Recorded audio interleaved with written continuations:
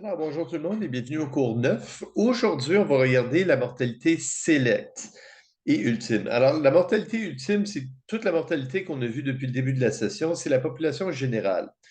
Maintenant, la mortalité select, le Illustrative Life Table, la table de mortalité qu'on utilise depuis le début de la session, c'est une table de mortalité de la population en général. Mais quand on veut s'assurer, quand on veut s'acheter une police d'assurance, généralement, on va passer à un test médical, justement pour éviter des situations d'antisélection. Alors, l'antisélection, imaginez que vous êtes aux États-Unis et que vous voulez une police d'assurance médicale.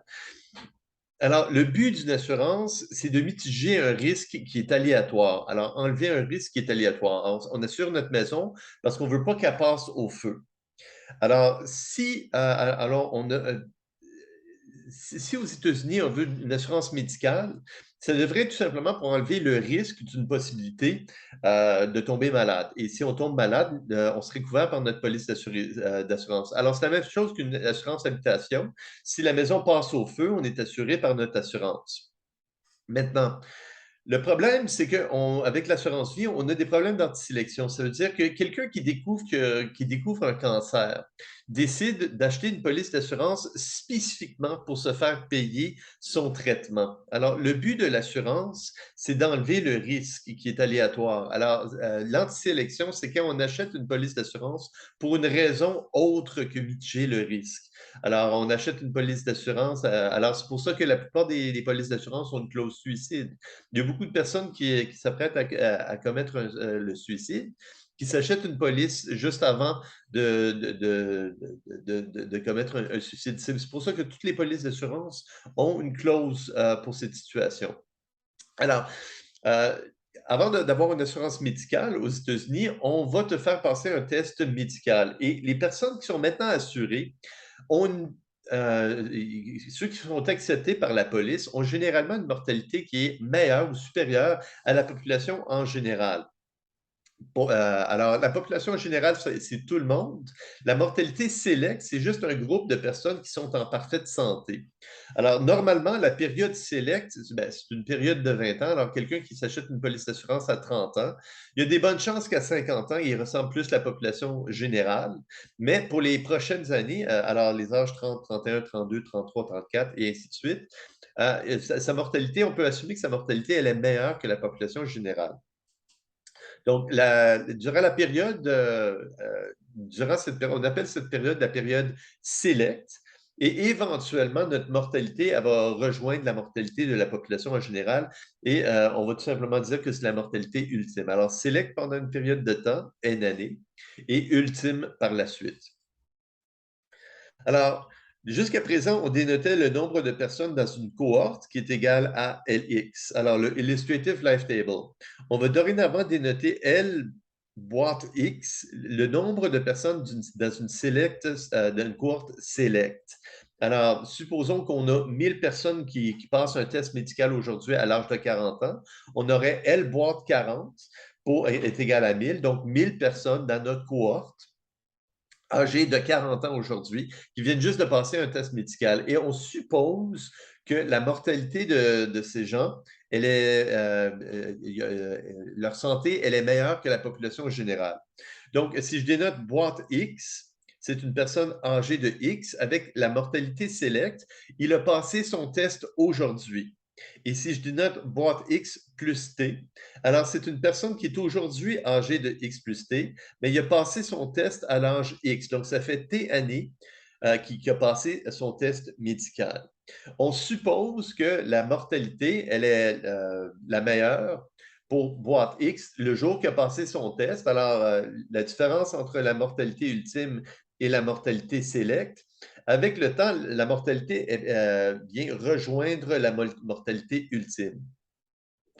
Donc, si je pose la question suivante, 2Q boîte 60 plus 2. Donc, quelle est la probabilité qu'une personne âgée de 62 ans qui a passé son test il y a 2 ans meure dans les deux prochaines années? Donc, après plusieurs années, alors généralement 20 ans, les bénéfices de la mortalité select disparaissent et la mortalité ressemble plus à la population générale. Par contre, alors, c'est généralement 20 ans. Par contre, pour un examen de la Société des actuaires, alors on ne peut pas faire des questions avec des périodes sélects de 20 ans. On va faire des périodes sélects de 2, 3, 4 ans. Et par la suite, on ressemble la mortalité générale.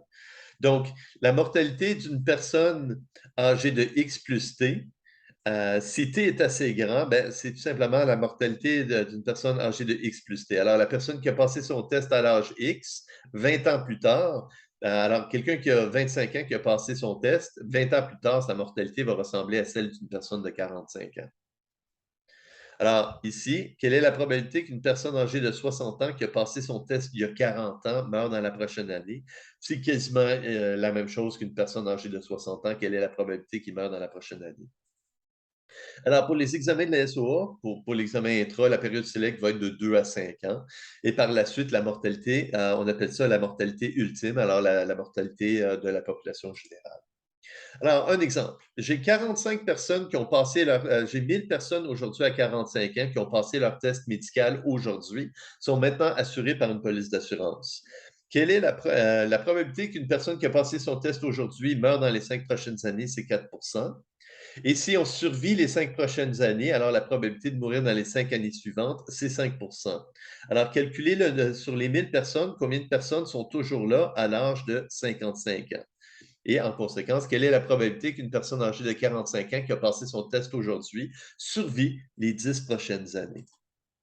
Donc, le nombre de personnes à l'âge de 55 ans, du groupe qui ont passé leur test à 45 ans, ben, c'est le nombre de personnes à 45 ans qui ont passé leur test, fois la probabilité que quelqu'un qui a passé son test à 45 ans survit 5 ans, et que la probabilité, fois la probabilité qu'une personne âgée de 50 ans qui a passé son test à 45 survit les 5 prochaines années.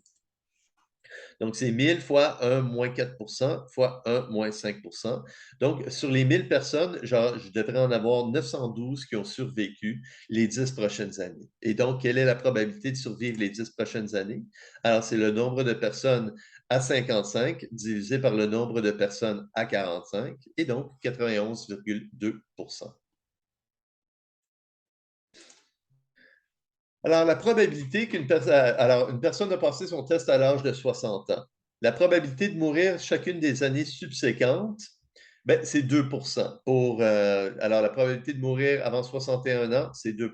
Si on survit à 61, la probabilité de mourir avant 62, c'est 2 et ainsi de suite. Calculez l'espérance de vie future d'une personne âgée de 60 ans en année complète. Donc, c'est la somme des TPX. Donc, qu'est-ce qu'on recherche? Ben, on va créditer une année pour 98 des personnes qui ont survécu la première année. On va créditer une deuxième année pour les 98 qui ont survécu la première année, qui ont survécu la deuxième année. On va créditer une troisième année pour les 98 qui ont survécu les deux premières années et qui ont survécu la troisième année, et ainsi de suite. Alors, la réponse, qu'est-ce qu'on recherche? Ben, c'est 0,98 plus 0,98 au carré, au cube, à la 4, jusqu'à l'infini. Alors, la réponse qu'on recherche, ben, c'est une progression géométrique. Donc, si vous préférez utiliser la formule de Taylor, il n'y a pas de problème. La formule de Taylor, il faut tout simplement que le premier terme soit égal à 1. Moi, je préfère utiliser une autre méthode, parce que quand je vois qu'il y a une progression géométrique, je multiplie tout simplement la réponse que je recherche par le coefficient de progression. Alors, chaque terme augmente de 0,98. Alors, la réponse que je recherche, je vais multiplier par 0,98 à gauche et à droite. Si je multiplie à gauche et à droite par 0,98, bien, à gauche, ça me donne 0,98 fois la réponse que je recherche, et chaque terme va être multiplié par 0,98. Donc, 0,98 devient 0,98 au carré, 0,98 au carré devient au cube, et ainsi de suite. Par la suite, ce que je peux faire, c'est que je peux prendre la première ligne et soustraire la deuxième ligne, qui fait en sorte que je prends la première ligne et je soustrais la deuxième ligne. Alors, ça devient 0,98 plus quelque chose que je vais soustraire, plus quelque chose que je vais soustraire, plus quelque chose que je vais soustraire, et à l'infini, et les termes deviennent de plus en plus petits. Alors, j'ajoute, je soustrais, j'ajoute, je soustrais. Donc, qu'est-ce qui reste? C'est la réponse moins 0,98 fois la réponse, ben, c'est égal à 0,98. Alors, la réponse, moins 0,98 fois la réponse, il reste 0,98. Et donc, si j'isole la réponse, alors l'espérance de vie future à l'âge de 60 ans, ben, c'est égal à 0,98 divisé par 0,02, donc c'est égal à 49 ans. L'espérance de vie future en année entière, ben, c'est 49. Alors, un autre exemple, la mortalité suit l'illustrative life table le taux d'intérêt n'est pas important. La période select est de 3 ans. La probabilité de décéder pour la période select, la probabilité de décéder, ben, c'est 50% de la probabilité de décéder de la population générale. Donc, si on a passé notre test aujourd'hui, notre probabilité de décès pour chacune des 3 prochaines années, ben, c'est 50% de la probabilité de décès de la mortalité générale. Donc, calculer la probabilité que quelqu'un qui a passé son test aujourd'hui à 45 ans survit 2 ans et meurt dans les 2 années suivantes. Donc, la période select est de 3 ans. Par la suite, la mortalité ressemble à la population générale. Donc, premièrement, une personne qui a passé son test aujourd'hui, quelle est la réponse? C'est la probabilité qu'une personne qui a passé son test aujourd'hui survit 2 années fois la probabilité qu'une personne qui a survécu les 2 prochaines années meurt dans les 2 années suivantes. Et cette probabilité, la probabilité qu'une personne âgée de 47 ans meurt dans les 2 années suivantes, ben, c'est 1 moins la probabilité qu'une personne âgée de 47 ans survit les 2 années suivantes. Donc, on va commencer par le premier terme. Quelle est la probabilité qu'une personne qui passe son test aujourd'hui survit les 2 prochaines années? Alors, c'est 1 moins la probabilité de mourir avant 46 ans, fois 1 moins la probabilité d'une personne de 46 ans meure avant 47 ans. Donc, c'est 1 moins la probabilité qu'il meure. Alors, la probabilité de survivre jusqu'à l'âge de 45 ans, c'est 1 moins la probabilité de mourir. Et la probabilité de mourir de survivre jusqu'à 47 ans, c'est 1 moins la probabilité de mourir entre 46 et 47. La probabilité de mourir pour la période select, ben, c'est égal à 50% de la population générale. Donc, c'est égal à 1 moins 50% de la probabilité qu'une personne âgée de 45 ans meurt, 50% 1 moins la probabilité, 50% de la probabilité. Donc, la probabilité de survivre, elle est meilleure pour une personne durant la période select. Et de même, entre 46 et 47. Et donc, 1 moins 0,5 fois la probabilité que la population générale meurt dans la prochaine année, c'est 0,004. Et 1 moins 0,5, alors 1 moins 50% de la probabilité de mourir de la population générale. Pour une personne âgée de 46 ans, la probabilité de mourir de la population générale, c'est 0,431%. Et donc, la probabilité qu'une personne âgée de 45 ans survit jusqu'à 47, c'est 99,5849%. Maintenant, quelle est la probabilité qu'une personne maintenant âgée de 47 ans meure dans les 2 années suivantes? Mais c'est 1 moins la probabilité qu'une personne âgée de 47 ans survit les 2 années suivantes. Donc, on va calculer la probabilité de survivre de 47 à 48 et la probabilité de survivre de 48 à 49. Maintenant, de 48 à 49, la période select, elle est terminée, alors c'est la mortalité générale. Donc, quelle est la probabilité qu'une personne âgée de 47 ans maintenant survit les 2 prochaines années? Alors, c'est 1 moins la probabilité qu'une personne de 47 survit jusqu'à 48 fois la probabilité qu'une personne âgée de 48 survit jusqu'à 49. Alors, de 47 à 48, on est toujours durant la période select.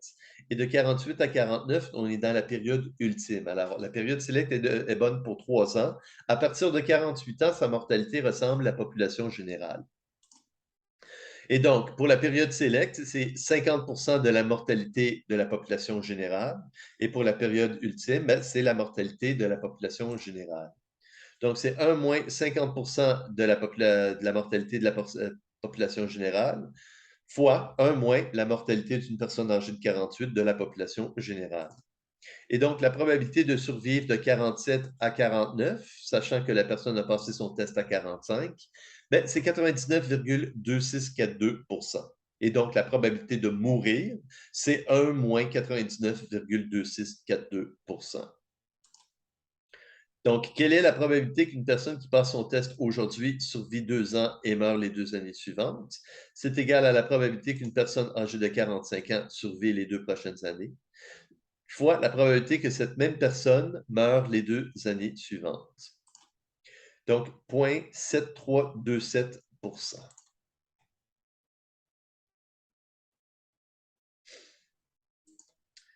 OK. Alors, la période select est de 1 an. Alors, c'est une période select très petite.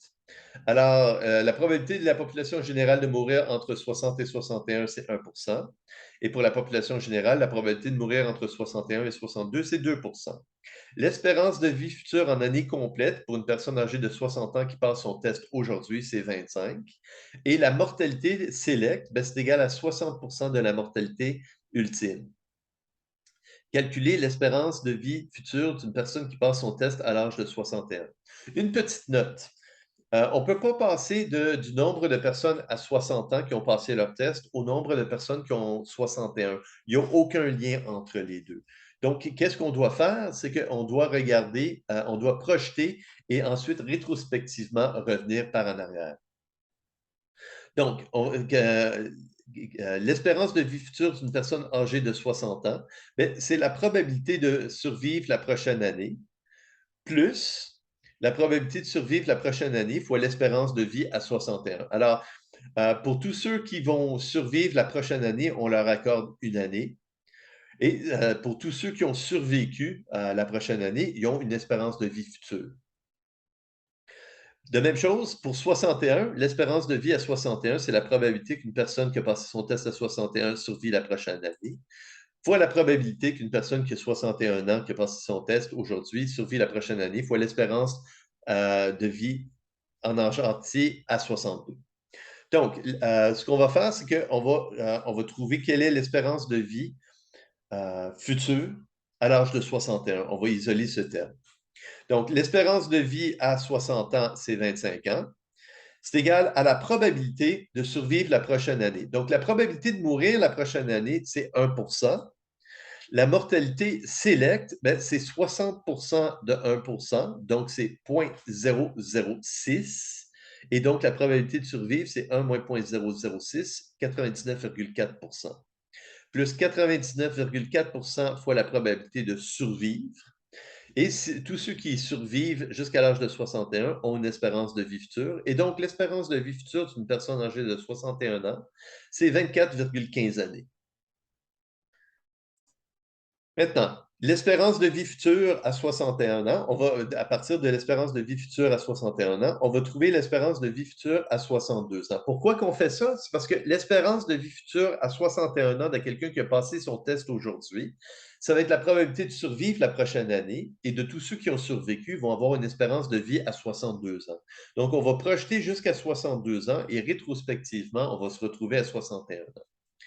Donc, la probabilité de survivre. Alors, on dit que, alors, à 61 ans, la personne est dans la période ultime. Alors, la probabilité de survivre, c'est 1 moins la probabilité de décéder. La probabilité de décéder, c'est 2 %. Donc, 98 % de chances de survivre. Et ceux qui ont survécu à l'année, ben, ils ont une espérance de vie à 62. Et donc, on est capable de calculer l'espérance de vie future à 62 ans, qui est de 23,6438 années. Maintenant, quelle est l'espérance de vie future d'une personne âgée de 61 ans qui a passé son test aujourd'hui? Ben, c'est la probabilité de survivre la prochaine année durant la période select. Et tous ceux qui ont survécu la prochaine année vont maintenant être dans la période ultime. Alors, mais ils ont tous 62 ans. Alors, on va multiplier par leur espérance de vie. Et la probabilité de mourir de la population générale entre 61 et 62, c'est 2 %. Donc, la probabilité de mourir si on a passé un test médical, c'est 1,2 %. Et donc, si la probabilité de mourir, c'est 1,2 %, la probabilité de survivre, ben, c'est 98,8 %. Donc, l'espérance de vie future d'une personne âgée de 61 qui a passé son test aujourd'hui, ben, c'est 0,988, la probabilité de survivre la prochaine année. Plus, alors, on attribue une année pour ceux qui vont survivre. Et pour tous ceux qui ont survécu, ils sont maintenant âgés de 62 ans, on a l'espérance de vie future. Et donc, pour une personne qui a passé son test à 61 ans, son espérance de vie future est égale à 24,3481 années. Alors, l'espérance de vie future d'une personne qui est select devrait être supérieure à l'espérance de vie future d'une personne de la population générale. Et c'est le cas. Alors, vous pouvez voir que sa mortalité, elle est supérieure. Alors, son espérance de vie, il peut s'attendre à vivre plus longtemps. OK. Un autre exemple, la mortalité suit l'Illustrative Life Table. La période select est de 3 ans. Alors, si on a passé notre test aujourd'hui, la probabilité de mourir, c'est 50% la probabilité de la population générale. L'année prochaine, c'est 75% de la probabilité de mourir de la population générale. Et la troisième année, c'est 90% de la probabilité de mourir de la population générale. Alors, quelle est la probabilité qu'une personne qui a passé son test aujourd'hui de mourir dans les 4 prochaines années? Alors, la probabilité de mourir dans les 4 prochaines années, c'est 1 moins la probabilité de survivre les 4 prochaines années. Et la probabilité de survivre les 4 prochaines années, c'est la probabilité de survivre la première année, fois la probabilité de survivre la deuxième année, fois la probabilité de survivre la troisième année, fois la probabilité de survivre la quatrième année. Les 3 premières années, c'est la période select, et la quatrième année, c'est la période ultime. Donc, pour calculer la probabilité de survivre, on va faire 1 moins la probabilité de mourir. Et la probabilité de mourir, c'est 50% de la probabilité de mourir de la population générale pour la première année. Pour la deuxième année, la probabilité de survivre, c'est 1 moins la probabilité de mourir. Et la probabilité de mourir, c'est 75% de la probabilité de mourir pour la population générale. Pour la troisième année, la probabilité de survivre, c'est 1 moins la probabilité de mourir. Et la probabilité de mourir, c'est 90% de la probabilité de mourir pour la population générale. Et la probabilité de survivre la quatrième année, c'est tout simplement la probabilité de la population générale. Et donc, la probabilité de survivre de 60 à 61, c'est 1 moins la probabilité de mourir avant 61. Et la probabilité de mourir avant 61, c'est 50% de la population, de la probabilité de mourir de la population générale. Alors, c'est 1 moins 0,5 fois le nombre de personnes qui décèdent pendant l'année divisé par le nombre de personnes initiales. Donc, la probabilité de survivre, c'est 99,3812%. Et on fait ça pour de 60 à 61, de 61 à 62, de 62 à 63. Et la probabilité de mourir la probabilité de survivre de 63, qui est maintenant la période ultime. On prend tout simplement le Illustrative Life Table. Et donc, quelle est la probabilité de mourir pendant l'année? C'est 1 moins la probabilité de survivre. Alors, c'est 1 moins 99,312% fois 98,8741% fois 98,5257% fois 98,2119%. Et donc, la probabilité de survivre les 4 prochaines années, c'est 95,02%. 1 moins la probabilité de survivre, c'est la probabilité de mourir, 4,98%. Un autre exemple, la période select est de 2 ans. La probabilité qu'une personne âgée de 80 ans meure dans la prochaine année, c'est 10%. 80 ans, la probabilité de mourir la prochaine année, si on a 81 ans, c'est 20%. Si on a 82 ans, la probabilité de mourir la prochaine année, c'est 30%. La mortalité durant la période select, si on a passé notre test aujourd'hui, c'est 50% fois la probabilité de la population générale. Et l'année prochaine, ce serait 80% fois la probabilité de la population générale. Si j'ai 1000 personnes à l'âge de 80 et ces 1000 personnes ont passé leur test, combien de personnes est-ce que je devrais avoir au temps 81?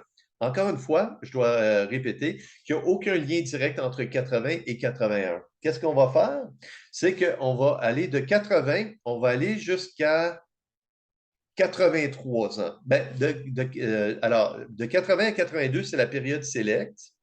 Et de 81, pour L81, de 81 à 83, c'est la période select. Donc, qu'est-ce qu'on va faire? On va commencer avec L boîte 80, on va se rendre jusqu'à 83 ans. Et de 83 ans, on va revenir à L81. Donc, on va commencer sur les 1000 personnes. J'ai combien de personnes qui vont toujours être là à 83 ans? Donc, c'est 1000 fois 1 fois la probabilité de survivre jusqu'à 81, fois la probabilité de survivre jusqu'à 82, fois la probabilité de survivre jusqu'à 83 ans. Et ça, c'est le nombre de personnes qui devraient, sur les 1000, qui devraient être là à 83 ans. À partir de ce montant à 83 ans, je peux rétrospectivement revenir à 81. Alors, de 81, je vais tout simplement, je vais calculer le nombre de personnes à 81. Je vais projeter 2 ans durant la période select et à la toute fin, ben, ce serait égal à L83, alors la population générale, parce qu'on est sorti de la période select.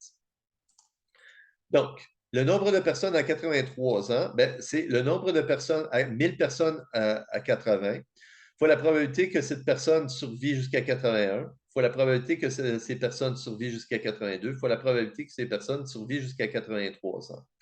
La probabilité qu'une personne qui a passé son test il y a 2 ans de survivre jusqu'à 83 ans, ben, on est sorti de la période select, donc ce serait tout simplement la mortalité ultime. Donc, c'est égal à, j'ai 1000 personnes au tout début. La probabilité de mourir de la population générale, la probabilité de mourir avant 81 ans, c'est 10 Donc, la mortalité pour la personne qui a passé son test aujourd'hui, c'est 50 de 10 La probabilité de mourir, c'est 5 et donc la probabilité de survivre, c'est 95 La probabilité de la population générale d'une personne âgée de 81 ans de mourir dans la prochaine année, c'est 20 La mortalité select, elle est égale à 80 de ça. Donc, la probabilité d'une personne select qui a passé son test l'année passée de mourir, c'est 16 Et donc, la probabilité de survivre, c'est 84 Maintenant, on est sorti de la période select. Quelle est la probabilité qu'une personne âgée de 82 survit à 83? Mais c'est égal à 1 moins 30 de décédés, donc 70. Et donc, sur les 1000 personnes, on devrait avoir 558 et 60. Donc, si on construit notre table de mortalité à l'inverse, si je prends le nombre de personnes à 81 ans, fois la probabilité de survivre les 2 premières années, ben, ça me donnerait le nombre de personnes à 83 ans qui devrait être de 558 et 60. Donc, je peux aller rétrospectivement, je peux trouver le nombre de personnes à 81 ans. Donc, le nombre de personnes à 81 ans, la probabilité qu'une personne âgée de 81 ans meure dans la prochaine année, c'est 20 La période SELECT nous dit que c'est 50 de cette mortalité, donc 10 Donc, la probabilité de survivre, c'est égal à 90 Pour la deuxième année, la mortalité générale, la probabilité de décès, c'est 30 Pour la période select, c'est 80 de 30 donc 24 de probabilité de mourir. Et donc, la probabilité de survivre, ben, c'est égal à 76 Et donc, rétrospectivement, on peut savoir qu'il y a 816,67 personnes qui devraient être théoriquement en vie à 81 ans. Alors, elle boîte 81, si on construit notre table de mortalité, elle boîte 81 ans, on devrait avoir 816 et 67. Alors, c'est le principe, c'est pas un cours qui est long aujourd'hui. Alors, la mortalité, dès qu'on sort de la mortalité select, on est maintenant dans la mortalité, dès qu'on sort de la période select, on est par la suite dans la période ultime qui est la mortalité générale.